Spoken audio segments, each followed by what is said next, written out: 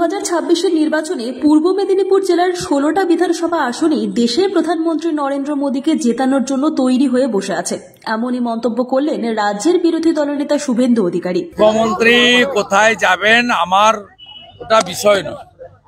মুখ্যমন্ত্রীর একটা শিডিউল থাকে, তিনি দার্জিলিংয়ে যান, একটা শিডিউল থাকে, আর ডিসেম্বর মাসে একবার দীঘা যান, এটাও তার শিডিউলের মধ্যে। এটা নিয়ে নতুন কিছু প্রাপ্তি হবে এটা আশা করা বৃথা।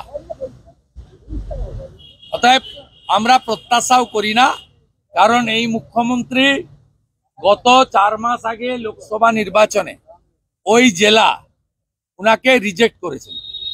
উনি আমার বাড়ির পাশ দিয়ে হেঁটেছেন 5 কিলোমিটার, সভা করেছেন একাধিক, ওনার ভাইপোও গিয়ে সভা করেছেন, হেঁটেছেন তমলুকে।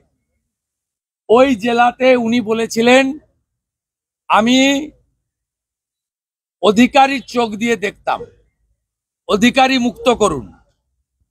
পূর্ব মেদিনীপুরের মানুষ সৌমেন্দু অধিকারীকে প্রায় 50,000 ভোটে, জাস্টিস অভিজিৎ গাঙ্গুলিকে প্রায় 80,000 ভোটে জিতিয়ে 46% ভোট বিজেপিকে দিয়ে 16টা বিধানসভার 15টাতে উনার পার্টিকে হারিয়ে পিসি মুক্ত, অধিকারী মুক্ত নয়, পিসি মুক্ত পূর্ব মেদিনীপুর করেছেন।